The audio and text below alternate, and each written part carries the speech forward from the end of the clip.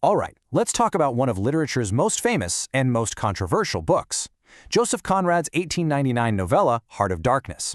For over a century, people have argued, is this thing a profound masterpiece, or is it just a really racist book? Well, the truth is, it's complicated. And that's really the big question we're diving into today. Can a piece of art be considered a great novel and also, a huge mistake? This debate has been going on for decades, so let's get into it. Okay, so before we can even begin to unpack this showdown, we've got to set the stage. We need to understand the book, sure, but also the world it was born into. Because with this story, context is everything. All right, so for anyone who hasn't read it, or maybe it's been a while, here's the super quick version. You've got this sailor, Marlowe. He takes a job on a steamboat going way, way up the Congo River. His mission? To find this mysterious, almost mythical ivory trader named Kurtz, who's kind of gone off the deep end. But what Marlowe really discovers out there is the absolute horror and corruption at the heart of European colonialism.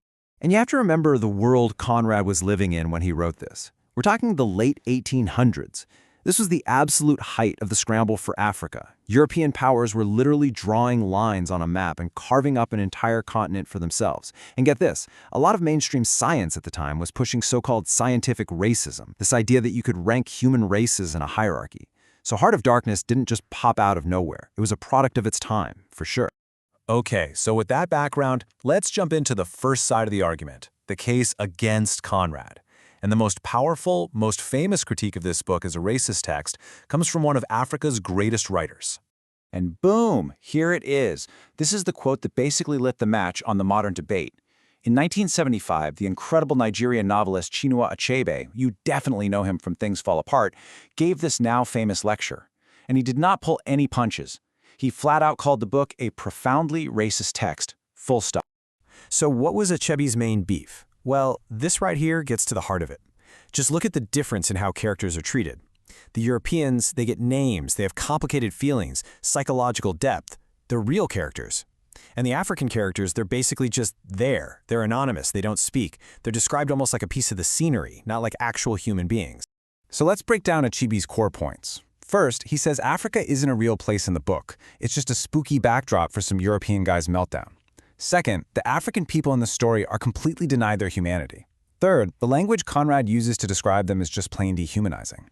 And finally, Achebe's big point is that the book ends up reinforcing the exact colonial stereotypes it's supposedly criticizing. To him, this wasn't some minor flaw, it was the entire problem. But of course, that is not the end of the story. There's a whole other side to this debate. People who defend Heart of Darkness say that critics like Achebe, well, they're completely missing the point. And the defense really boils down to one huge idea. The book isn't truly about Africa at all. It's a brutal critique of Europe. The argument is that Conrad is just using the Congo as a stage to show how monstrous and hypocritical the whole colonial enterprise really was.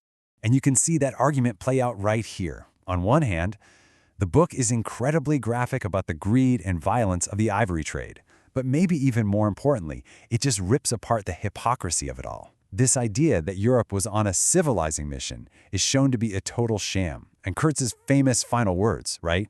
The horror, the horror. Defenders say that's not about Africa. That's Kurtz judging the absolute moral rot of Europe itself. Okay, and a couple of other really important points for the defense. First is about the narrator. Remember, the whole story is told from Marlowe's point of view. So defenders argue the reason Africans seem like a blurry backdrop is because that's how Marlowe sees them. It's a critique of his racist colonial mindset, not Conrad's. The second point is that for his time, Conrad was actually way ahead of the curve. He was criticizing imperialism when a lot of other writers were still celebrating it.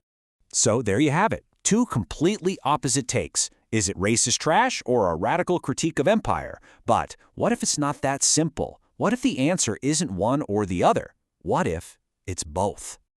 This is where things get really interesting. You can hold both ideas at once. On one side, you have the flaw.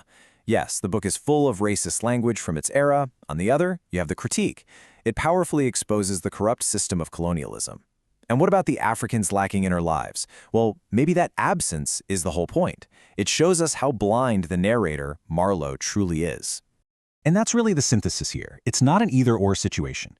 Heart of Darkness is messy, it's complicated, it's absolutely a product of its time with some seriously problematic representations, but at the exact same time, it's also one of the most powerful and haunting attacks on colonialism ever written. Okay, so why should we care? It's a book from 1899, right? Who cares? Well, this debate is still so relevant because it's not really just about Heart of Darkness. It's about a much bigger question. How do we deal with the art of the past right now in the 21st century? So why does this all still matter so much? Well, for a few big reasons. First, it makes us think about representation and power, like who gets to tell stories and how those stories can support unfair systems. Second, it's a window into understanding the legacy of colonialism. And maybe the biggest one of all, it's the ultimate test case for a question we're all grappling with today. What do you do with a piece of art that's considered great, but is also deeply, deeply flawed? And that's led to a whole new way of teaching the book. Today, most educators don't just throw it out, but they don't teach it like it's some perfect, sacred text either. Instead, they use it as a launching pad for critical thinking. They acknowledge the history behind it, they get students to really question Marlowe's point of view, and, this is key, they teach it alongside other voices, like Achebe's essay, to get the whole complicated picture. Which brings us right back to that big, final question. Heart of Darkness doesn't give us easy answers. It forces us to sit with this really uncomfortable dilemma, and that's why the conversation around it is so important. It shapes how we read, how we teach, and how we make sense of a really complex past. It's definitely a question that's worth wrestling with.